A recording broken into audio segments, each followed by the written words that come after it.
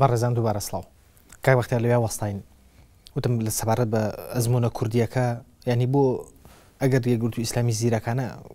گۆڕانی بەکارهێنا بێ بۆ عکسەکەی ڕاز نەبێ بڵین گۆڕان زیرەکانە یەکگرتووی ئیسلامی بەکارهێناوە ڕێککەشەوەتە بەرەی ئۆپۆزیسیۆن بەدەر لەوە ژیانی ئەگەر لەسەر مەسەلەی بۆ نمونە پۆستی سەرۆژێهرێمیش ڕێک نەکەوتبن بەڵام لەوە گرنگترەوەی کە پاکێجی هاوبەشیان هەیە بۆ دەستور کە دەستور پەیمانێکی کۆمەڵایەتیە لە نێوان هەموو پێکهاتەکانە. جارێ من کلمەی بەکارهێنانم نەهێناوە کامیانی بەکارهێناوە تم زیرەک بوون لەو تەحالفە لەوەی کە کردویانە ئەمە یەک دووەم یەکگرتوو بە شێوەیەک لە شێوەکان پێش گۆڕانی شەر ئۆپۆزیسیۆن بووە ڕخنەی هەبوو بەشداریە کرد لە دەسەڵات ڕخنەی هەبوو ینی هەردووکی تێکەڵا کرد ئەمە کۆمەڵیش هەروەها شتێک ئۆپۆزیسیۆن بوو یاخی بوون ماوەیەک لە منتەقەی ئەوانە شەڕیان هەبوو مەشاکلیان هەبوو ئەوە نەبێ بڵێن وڵای ئەمانە هەر بەشێک بن لە دەسەڵات تازە بوو بن بە ئۆپۆزیسیۆن سەبارەت بە گۆڕان و ئەو دوو هێزە ئیسلامیانەک هەر یەکگرتوو بەتەنها شتێکی پێڵەن سیاست شتێکیشەیە پێڵەن مەبدا من ئەمەوێ بڵم گۆڕان چی لە مەبادئی یەکگرتوو گۆڕیوە لە مەبادە لەسەر مەسەلەی دیموکراسی چی پێگۆڕیون لەسەر مەسەلەی ژن چی پێگۆڕیون لەسەر مەسەلەی دەستکردنی دەسەڵات چی پێگۆڕیون لەسەر مەسەلەی عەدالەتی ئیجتیماعی چی پێگۆڕیون لەسەر مەسەلەی ئازادی وجدان کە ئینسان لایق بێ یا لایق نەبێ دینی بێ مەزهبی یان نەبێ چی پێگۆڕیون مەسائلی مەبدەئی شتێکە کە ئەلمانیەکان لەوا جێعەبنەوە لە هێزە ئیسلامیەکان هیچی ئەمانە نەگۆڕاوە لە بێریانە ئەمان لە احتیفازیان کردو بە هەندێک بۆچوونی خوان ئەوانش احتیفازیان کردو بە هەندێک بۆچوونی خوان هەردوو لاشیان ئەیانەوێ بۆ مەسەلەی هەڵبژاردن بەرەی ئۆپۆزیسیۆن دژی یەکێتی و پارتی بەقووەتکەن کە هاتنە سەر حکوم چ جۆرە سیستەمێک ئەهێن لەسەر حکوم ئایا چی ئەەکەن یا ئایا چی ناکەن و کامیان لەسەر حکوم ئەتوانێت شتێکی باشتر قدرن کە ئەمەیان جارێ شتی مستەقبەلیە ناتوانانی تو ئێستا هیچ حکومێکی لەسەر بدەیت سەبارەت بە مەسەلەی دەستوریش لەسەر مەسەلەی دەستور گۆڕان دوور و نزیک ئەتوانێت لەسەر مەسەلە دینیەکان هیچ جۆرە اعتراضێک لە کۆمەڵ یا لە یەکگرتوو بگرێت ناتوانێت هیچ اعتراضێکی لەسەر ئەو مەسەلە بەڵام ئەوەی کە بڵاو کرایەوە ببوورە ینی ئەگەر لێوە هەڵەسێک بکەین ئەوەی کە بینیمان هێزێکی ئیخوانی و هێزێکی تری ئیسلامی لەگەڵ هێزێکی ئەلمانیا پاکێجێکی دەستوریان ئامادەکردەوە کە دەستورێکی زۆر کراوە و دیموکراتیە کە هاتوانین بڵێن تەواوی مافەکانی تیا دەستەبەر کراوە ئەمە لە کاتێکایە کە ئێمە قسە ئەزمموی ئیخوانەکانی مسڕ ئەەکەین یەکێ لە هۆکارە سەرکیەکان شکستەکانەوە بوو کە دەستورەکە بوو کە باغلبێتێکی زەئیلتیان پەڕان لە هەمان کاتە لێرە ئەو دوو حیزب ئیسلامیە داوایەوەکەن کە باغلبێتێکی زۆر باغلبێتی ساحق ینی ئەم دەستورە کراوەیە لە پەرلەمانە پەسەند بکرێ و تێبپەڕێ ئەغلبێتی ساحق ینی لەمە بە قەنەعەتی جەنابەت ینی لەمە کرانەوەتر چیکە لە دەستورەکە هەردوو مەشروع دەستورەکە بەراورد بکەین مەشروع دەستورەکەی کە پێشتر هەبووە قانونی تر و تۆکمەترە لەو مەشروع دەستوری کە ئەمان تەقدیمیان کردووە ماوە تۆ سەر ئیسلاحکردنی یا هەموارکردنی ئەوە وتمان لەسەر سازان ڕێککەوتون و ئەبینەوە پەرلەمان و قسەی لەسەرەکەین یعنی ئەگە مەقارنی بکە ئێمە مەشروع دەستورەکەی خۆمان بە دەستورێکی ڕێکوپێکتر و قانونی تر و زۆرتریش لەسەری ماندوو بووین بەڕاستی ئۆپۆزیسیۆنیش کاتی خۆی لە ناوێ ماندوو بوو ئەوانە لەسەر ئەوەی کە ئایا ئەمانە لە بێن خۆیان ڕێککەوتون لەسەر ئەم دەستورە دەستیان خۆش مشکلێکمانە هەرچی ئەوان لەسەر ڕێککەوتون و شتی ئیجابیە و ئەگونجێ لەگەڵ ئەوەی ئێمەش هینمان کردووە تێکەڵ یەکەین هەرچیش ناکۆکە لە بینی ئێمە ئەوانە لە تەرحەکانی ئێمە و تەرحێکیوانە بێگومان ئەبێ لە دوای لە ئێستاشەوە ئامادەین و دوای هەڵبژاردنەوەی پەرلەمانیش ئامادەین مناقشە لەسەر بکەین بۆی وجە نەزەرەکان نزیک بخێنەوە لەسەر یەکتر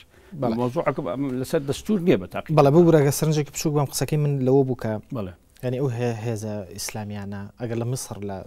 لەگە ئەلمانەکان لەسەر دەستور ناکۆک بوو بن وەڵام لە کوردستانە لەسەر دەستورێکی کراوی پەرلەمانی کۆکن بڵێ و داوای ئەغلبێتێکی ساحقیش بۆ ئەو دەستوراکان و جگەلەوە ژیانی ئیخوان ئەگەر یەکگرتوو نوێنەری ئیخوان بە لە کوردستان وەکو تەجروبەی میسری نەبوو کە بێتە ناو حەدەسەکە و خۆی بسەبێنێ سەریا ئەمە لەسەر وا بە ئاسایی نهاتە دیکاکە ڕێبار ئەمە لە ناو پەرلەمان لەسەر مەسەلەی دەوری دین لە ناو دەستورە مناقشێکی زۆر کراوە لە بینی ئێمە و ئیسلامیەکان کە ئەوانەیە نووس مەزدەری هەموو قانونێک دین بێ و مەذهبی سونە بێ کە ئەمە بە مناقشێکی زۆر گۆڕاوە بە هەندێک شت کە گونجانراوە لەگەڵ دەستورە علمانیەکانی دنیا کە دین فرامۆش ناکرێ بەڵام دین ناکرێ بە ئەساسی مەزدەری قوانین ملەتە جارب ئیسلامیەکان لە ئەوڵەوە ئەمە مەسەرەی ئەساسیان بوو لەسەر مەسەرەی قانونی ئەحوالی شخصی سەبارەت بە ژنان هەمووتان ئەزانن کە ئیسلامیەکان تا ئێستاش سوورن لەسەر ئەوەی کە مەزدەری تەشریع بۆ قانونی ئەحوالی شخصی هەموو شتێک مەسلەی دین و مەذهب بێ کە ئێمە مەسلە دنیایەکان بە مەسلەیەکی ئەساسی ئازانین لەو مۆزوع و ئەمەمان چەسپاندەوە ئێمە چەسپاندومانە بەڕاستی گۆڕان نەچەسپاندووە تا بڵێن وڵی توانیوێتی ئەمە بچەسپێنێ تا ئێستاش کۆمەڵ و یەکگرتو مەکتەبی تێکڵاو قبول ناکەن تا ئێستا مەکتەبی تێکڵاو لە سەرەتایی لە ناوەندی لە دواناوەندی لەمانە قبول ناکەن و مزاهرات لە هەڵەبجە لە دەربنیخان لە شوێنی تر لەسەر ئەمە مەشاکلی گەورەمان پیا بوو ئێمە مەسائلی مەبدەئی گرنگ دیموکراسی ئەلمانی کۆمەڵایەتی مەسلەی ژن لەگەڵ یەکگرتو کۆمەڵ تا ئێستا ئەو مشکلە گەورەیە لە بێنمانە بەڕاستی بەڵام لە پاکێژەکەی وانە بوو ئەگەر تۆزێک بوردی سەرنج لەو پاکێژی دەستورەبەی کە ئۆپۆزیسیۆن ئامادەی کردو یعنی تەواو شوباندویانە بە دەستوری عێراق مەسەلەی تەشریعەکە بە مادەیەک تیان پەڕان و کۆتاییان پێێنەوە ئاخر ئەوە کاکەرەبار ئەوە گۆڕان نەیکردەوە پێش گۆڕان ئێمە کردومانە هەم لە عێراق ئێمە کردومانە هەم لە پرۆژە دەستوری کوردستانیش ئێمە کردومانە عەرزم کردی و قانونی ئەحوال شخصی سەبارەت بە ژنان لە کاتێکدا کرا کە جەنابی مام جەلال سەرۆکی هەرێم بوو لە ئیداری سلێمانی ئەو کاتە کراوە ئەوە دەستکەوتانە و یاسای کار و گۆڕینی یاسای کار و گۆڕینی سیستەمی پەروەردە ئەوە ئێمە کردومانە کاکەوە ئەوە بە ململانێکی دوور درێژ کراوە بەڵێ کاک بەختیار بوو براگەرێک سەرنجی زۆر بچووک بووم لەسەر ئەو مەسەلەی دەستوری عێراق کاتی خۆشی و ئازان هەمومان لە یادمانە کێشەک لەسەر ئەو مۆزوعە دروست بوو کە ئەویش وابزان بە هەمان شێوە هەر نەوشڕە مستەفا سەرپەرشتی کرد و ئەو مادەی لێ چەسپان داکۆکێکی گەورەی لەگەر کەو کاتە لە ناو یەکێتیا بوو جێگریسکردنی گشتی بوو دکتۆر فواد مەحسووم چەسپانیەوە مەسەلەی ئازادی وجدانیش ئەو چەسپانتی بەڕاستی کاک نەوشیروان ئێمە لە کوردستانەوە چەند جارێک لە ژنەیەک بوون کاک نەوشیروان مەسئولی ژنێکە بوو لەگەڵ کاک مەسعودیش دانیشتین ئێمە لە کوردستانەوە اقتراحات مناندا بەڵام مەسئولی نووسینی دەستور برای بەڕێزم کاک دکتۆر فواد مەحسووم بوو نوێنەری ئێمە لە دەستوری عێراق بەڵێ کاک بەختیارەگە بگەڕێنەوە بۆ ئەزموونی میسری بەڵێ ئەوەی کە ئەوترێت ینی ئەزمونونەکە بۆ ئەشوب هێنرێت کە سیستمی ئیخوان لە میسرا کۆتایی پێهێنرا و سیستمی دیموکراتی جێگرتەوە ئەمە قسە گشتیەکەیە کە زۆرێک لە علمانیەکان لە ڕۆژهەڵاتنەوە ڕاستایی کرد بەڵام ئایا دیموکراتیەتی ئەو حکومەی کە ئێستا لە میسردایە ئەبێ لەکوێ بێت کە نزیکەی 18 ملیۆن لە ئەنساری ئیخوان لە مەیدانەکانی میسر خۆپیشاندانەکەن و گوێیان لێ ناگیرێت 18 ملیۆن نییە تا ئێستا تەقدیرەکە نەگەیشتۆ 18 ملیۆن بە هیچ شێوەیەک نەگەیشتۆ 18 ملیۆن بەڵام 32 ملیۆن لە بەرامبەریان وەستاوە 18 ملیۆنیش بزانێت 14 ملیۆن لە ڕاگەاندن عەرەبیەکان ئاماژە بەواکەن بەو داتایە من پێتەڵێم 18 ملیۆنیە گریمان 18 ملیۆنە بەڵام لە بەرامبەرە 32 ملیۆن وەستاوە 14 ملیۆن لەوان زیاتر وەستاوە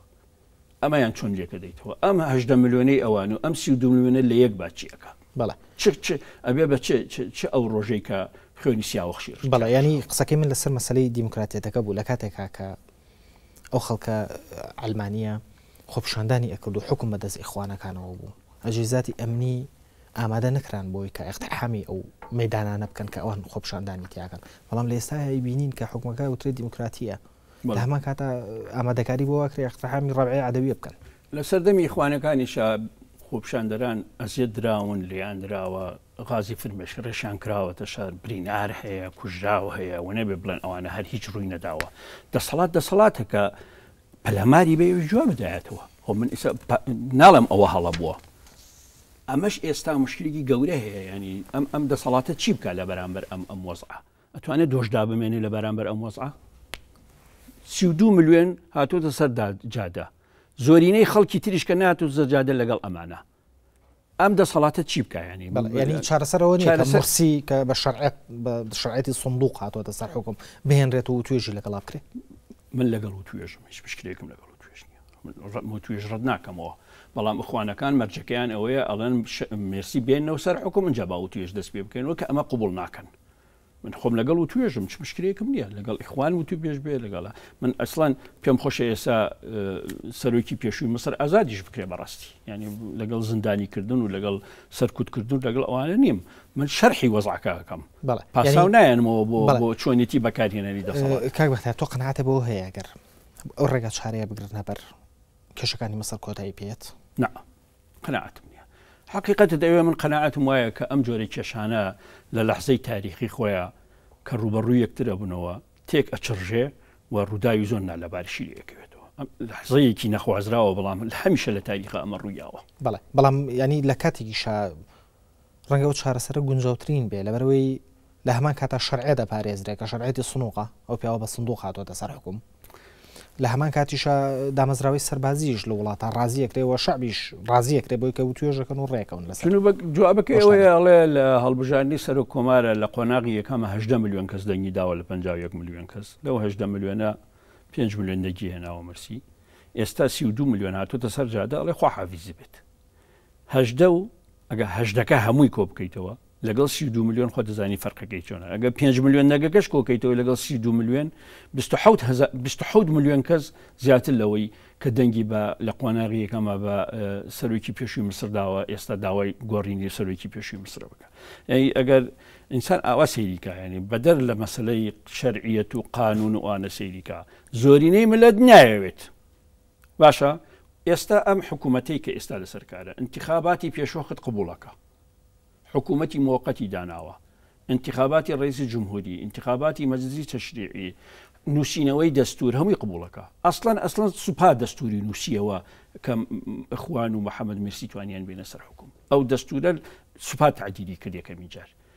پێش ئەوەی کە ئەم سوپایە دەسەڵات لە حوسنی مالیک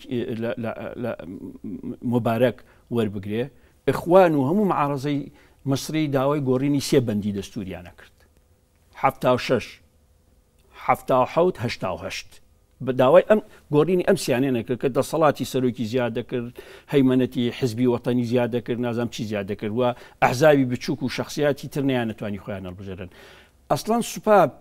پێش ئەوەی انتخاباتی ڕاستێت جمهوری بکرێەوە سەرۆکی پێشووی مصر ئەو 5 ملیۆن دەنگە بێنێ 8 بەندی گۆڕی لە دەستورە و بەندێکیشی هەر لەبوو کردی بەنەوە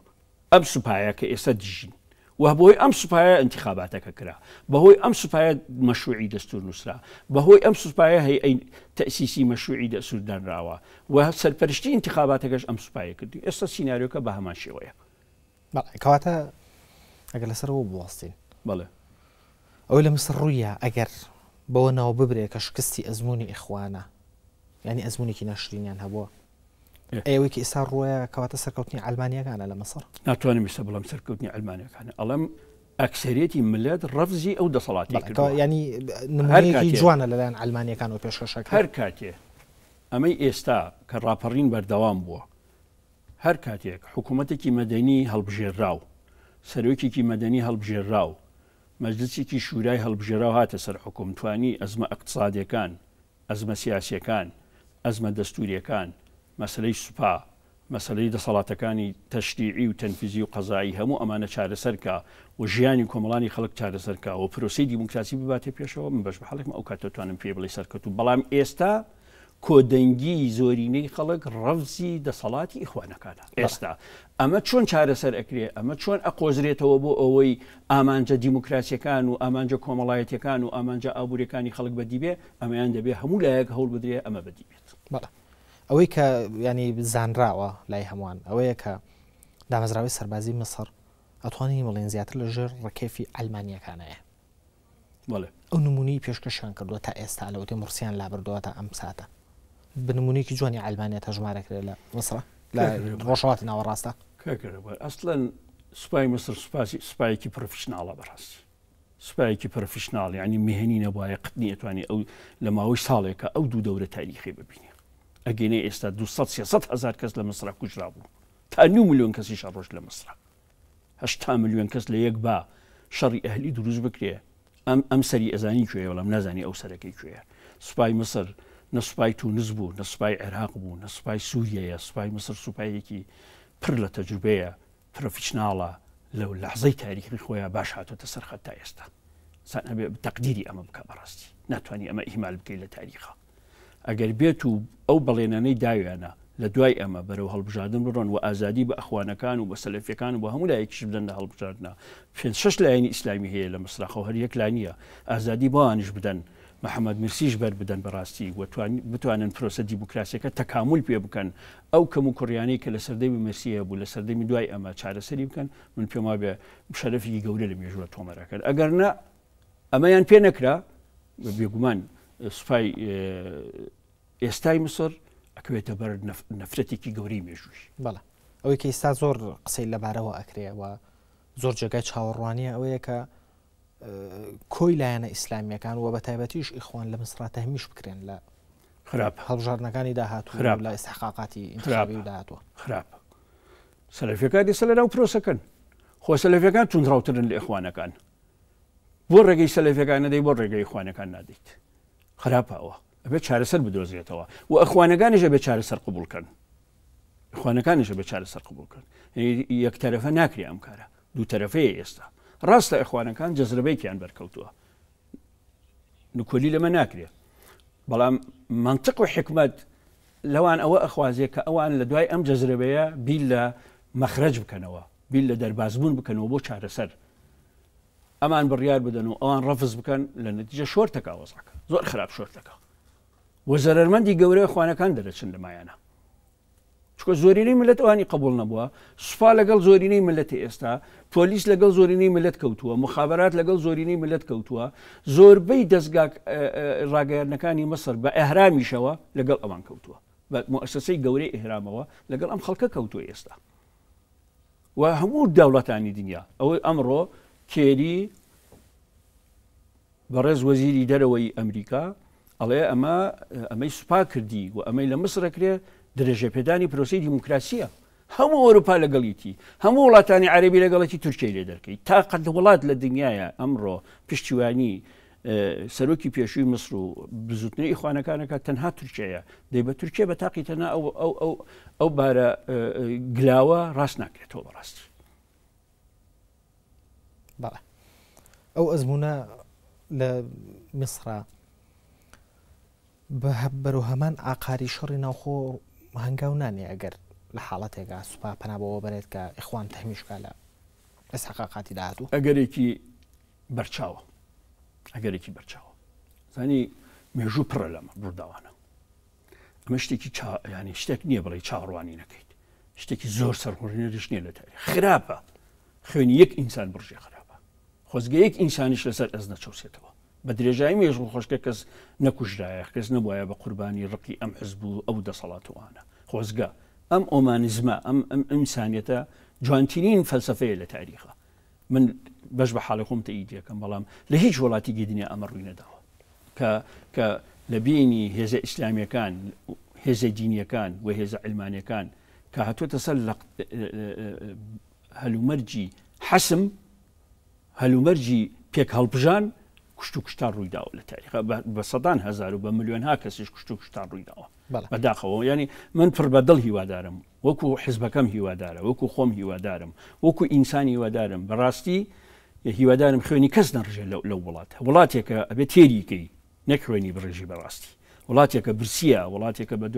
بە دوای ژیانە ئەگەڕێ و مصر مستحقی ژیانە خەڵکی مصر مستحقی خزمەتە بەڕاستی ینی وڵاتانی عەرەبی دڵ و مێشکی وڵاتانی عەرەبی مصرە هەر لە ناو مصرش ئیخوانەکان دروست بوون یعنی هەر ئیخوانەکان ئەگەر پەرۆشی مصرن پەرۆشی مێژووی خۆیانن با لە خۆیان ببورن شانسێک بدەن بە هەرچێک بێ ئیسلاحەتێک بدەن بە خۆیان لێبوردەیەکی زیاتر بنوێنن با ساڵێک دو ساڵ تەحمل ئەگەر ئەمان شکست بخۆن هەر ئەیخۆن ئیخوان هەبێ و نەبێ ئەیخۆن خۆ زۆر وڵاتی دنیا ئیخوانیشی تیانە ئەحزابی وەتەنی ئەحزابی دەسەڵات ئەوانە هەر شکستیان خۆ بەڵام کاک بەختیار لە مسرە لە ئەزموونی مسرە ینی ئیخوانەکان 82 ساڵە لە خۆیان بوراون بڵێ لە خۆیان نەبوراون 82 دانە ساڵە و زیندان قوبوڵەکەن لە خۆیان ڕزایی قوبوڵەکان بۆ نمونە ئێستا فرسەتێکیان بۆ ڕێکەوتۆ کە بە شێوازێکی دیموکراسی خۆیان هاتوونەتە سەر حکوم بە دەنگی خەڵکەکە هاتوونەتە سەر حکوم کاکە ڕێبوار 82 ساڵی ئیخوانەکان لە خۆیان نەبوردووە 82 ساڵی ئیخوانەکان خەباتەکەن بێنە سەر حکوم لە حقیقەتە ئیخوانەکانی عێراق لە ساڵی 1970 خۆیان تەجبید کرد هەتا لە 94 یەکگرتوو لە کوردستانە خۆی ئەعلان کرد خۆیان تەجبید کردووە لە خۆیان برد و حزبی ئیسلامی عێراقی شتا سەدام ڕوخە خۆی تەجبید کردبوو ئەجینا ئەخوانەکانی مەسر نە خۆیان تەجبید کردووە نە لە خۆیان بردووە دائیمەن خەباتیان کردووە هەتا ڕادەی هەتا ڕادەی تیرۆر و اختیالات و هەوڵی تیرۆرکردنی جەمال عەبدولناسریان داوە، هەوری تیرۆرکردنی مەلک فاروقیان داوە، هێزی چەکداری نهێنیان هەبووە، توانایەکی زۆر زۆریان هەبووەوەی بێنە سەر حکوم، لە قەزەی فەڵەستین دەوریان هەبووە و لە هەموو وڵاتانی عەرەبی و ئیسلامی دەوریان هەبووە، خوانەکان قەت دانەنیشتون لە حەقیقەتە. ئەم جاریان پێویستی بە حکمەتێکی زیاترەکە. بە تەسەوری من یعنی ڕەیە من کێڵێ بە قسەی منەکانەمانە حکمەتێکی زیاتر و پشوویکی زیاتریەوە بە نسبەتی خوانەکە. حکمت ئەوەیە کە لە کاتی تێکەوتنە بەکاری بێنی، نەک لە کاتی سەرکەوتنە. تێکەوتون ئەوانە ئێستا چۆن خۆیان دەربازەکەن بۆ ئەوەی ئیسباتی کەن ئەتوانن باشتر بن لەم تەنگژەیە خۆیان ڕزگارکەن باش. بەڵام کاک بەختیاریانی قوبوڵ نەکردنی شەرعەتی سندوق یان ئەو دیموکراسی سندوقە لەن ئەلمانیەکانی مسرەوە ئەمە هاندر نابێت بۆ زیاترکردنی توندڕەوی ئیسلامی لە ناوچەکە لە مسرەوە و لە ناوچەکە شابات گشتی ڕێوەریان حەڤەی شوبات بە 5,000 کەس یانست حکوومەتەکەی ئێمە لە ناوبەرن کە شەریعەتی سندوقمان هەبوو بە 5,000 بڕۆ 15,000 بڕۆ 20,000 هەموو ئیسلامیەکانی ئێرە بە گۆڕانیشەوە لە سلێمانیان وست لە پەرلەمان نەمێنێ هەڵبۆشێتەوە حکوومەت هەڵۆشێتەوە لە بەردەرگی سلێمانی محکەمەیان بۆ دانین. ئێستا 32 ملیۆن کەس لە سەرجادەیە کە 32 ملیۆن کەس هاتە سەرجادە سندوق لەکوێ ئەمێنێ لەکوێ ئەمێنێ ئەوە ئەکسەرێتی ملەتە. لەم حاڵەتە حکمت و منطق و عقل بخرێتە کار چارەسەر بدۆزرێتەوە باشە. ئەتەن دەست پێوەگرتنی سندوق و هین و 5 ملیۆن دەنگ هێنراوە ئەم دەست پێوەگرتنە خۆی لە خۆی ئەبێ بە بەشێک لە تەقینەوەی کێشەکان نابێ بە یارمەتیان نادا بۆ چارەسەرکردنی کێشەکان. برەجەن ئەمە مۆزوعێکە تێپەڕی ئەوە بەڵام لە ینی لە بابەتێکی لەو شێوەیە پێتوانێ پێویستی بە پەیمانێکی کۆمەڵایەتیە ینی سا بۆ نمونە لە کوردستانیش ئێوەکویچێتی و پارتی هەمیشە بە زمانی زۆرینە قسەکەن. هەڤاڵگیان براگەن ئەو پەیمانە هەبوایە ئەمە ڕووینە ئەدا ئەو پەیمانە نییە. ئەم مەقتەعە تاریخەیە دەربازبوون لێی بۆ مسر ئیتر ئاسوەیەکی فراوان ڕەهەندێکی فراوانە کاتەوە بۆ پەیمانی کۆمەڵایەتی بۆ دەستوریکی باش بۆ هەڵبژارنێکی باشتر بۆ ئستقرار. ئەو پەیمانە نییە و ئەو دەستورە نییە و ئەو پابندبوونە هەر نەبووە. هەر یەکەمین ڕۆژی هاتنە سەرکاری مێرسی مەعارەزە دەستی پێکرد نەبووە ئەو پەیمانە. چکە وتیان قەزای هەڵبەشانەوە دەستوری سەپان مەجلسێکی تەشریعی دەستکردی دروست کرد ئەقەلەتی خەڵکی لەگەڵا سوپای عاجز کرد لە ئەوڵەوە کەوتنە مەعارەزە لەگەڵی ینی ئەو خۆزگە و پەیمانە هەبوایە. هەرجان لە بابەتەکە دەرەچین مەڵامەگە بگەڕێنەوە بۆ کوردستان. ئەگەر بۆ بێ کەواتە لە کوردستانیش ئەو پەیمانە یان نەبووە یان زۆر لاواز بە بۆ ڕووداوی حەڤە شوواڵ ڕوویە ئەو خەڵک هاتنە سەر شەقام. ناتوانم بەڵام پەیمانی کۆمەڵایەتی لە کوردستان هەیە بەڵام لە کوردستانە تەجروبە هەیە دوو حزبی بە تەجروبەدار هەیە شەرعێتی شۆڕژگێڕی هەیە ڕەمز هەیە لە کوردستانە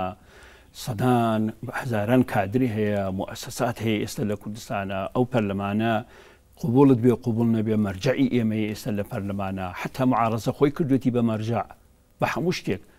هەرچی ئەەکەن لە پەرلەمانە ئیکەن پەرلەمانە مەرجعی هەمومانە ئەمە مۆزوعێکە فەرقەکە لە مسرە ساڵێک ئێمە 22 ساڵە ئێمە ئەم تەجروبەیەمانەیە دەوڵەمەندتر بووە لە دوای ئەمە ملەتێکی 6 ملیۆن 7 ملیۆنین ئەوانە ملۆتێکی 85 ملیۆنین ئەزمەی اقتصادی قوڵیان هەیە ئەزمەی ئیقلیمی قوڵیان هەیە ئەزمەی نەوتیان هەیە ئەزمەی ئاویان هەیە مەشاکلی ژیانیان هەیە لەوێ وەکو ئێمە نین کاکە ئێمە ئەزمەی نەوتمان نییە ئەزمەی ئاومان نییە ئێستا ژیانی ئێمە باشترە ئێمە تەجروبەیەکی زۆرترمان هەیە ئێمە وڵاتانی دەوروبەر هەموو پێویستیان پێمانەوە تەعاو ئێستا هاوکاری اقتصادی هەیە لە بێرمانەوە ئەمنێکی باش لە کوردستانە هەیە فەرقەکە ئەوانە. بەڵێ کاتی بەرنامەکەم بەرەو کۆتایی ئەڕات ئەمە وەکو دو پرسیاری وە بکەم لەم ئەزموونەی مسرەوە چیمان وەرگرت یان چی وەربگرین من بە تایبەتی ئەمەوێت ترکیز بخەمە سەر ئەزموونی کوردی چی لەو ئەزموونی مسر وەرگرت. ملت ڕازی بکەی حکمڕانێکی باشیت ملت ڕازی نەکەی نە شەرعیەت نە سندوقی دەنگدان نە دەستور دادت نادا ملت لێتە لەگەڕێتەوە ئەمە دەرسە گەورەکەی تەنها لە میلەت سەرچاوی ملت سەرچاوی سەرکاری هەر لایەنێکی سیاسی سەرچاوی هەموو شتێکە هەموو سەرچاوەکانە ملت سەرچاوی دەسەڵاتی تەشریعی بێ دەسەڵاتی دەستوری بێ دەسەڵاتی تەنفیزی بێ چۆن دەسەڵاتی ئەوی نابێ بێتە سەرجادەوە بڵێ خراپت کرد. ڕازیکردنی ملت چارە نووساسترین ڕێگای سیاسیە بۆ حزب سیاسیەکان. مەلا بەختیار لە برساوی دەسێ کارژێڕی مەکتەبی سیاسی یەکێتی نیشتمانی کوردستان زۆر سپاس بۆم دیدارە. سەرچاو سپاس بوو. خۆشەویستان چاپێکەوتنی ئەم هەفتەشمان کۆتایی هات تا بەگەشتنەوەمان لە دیدارێکی تردا هەموو لایەکتان لە خۆشحاجێ دەڵم.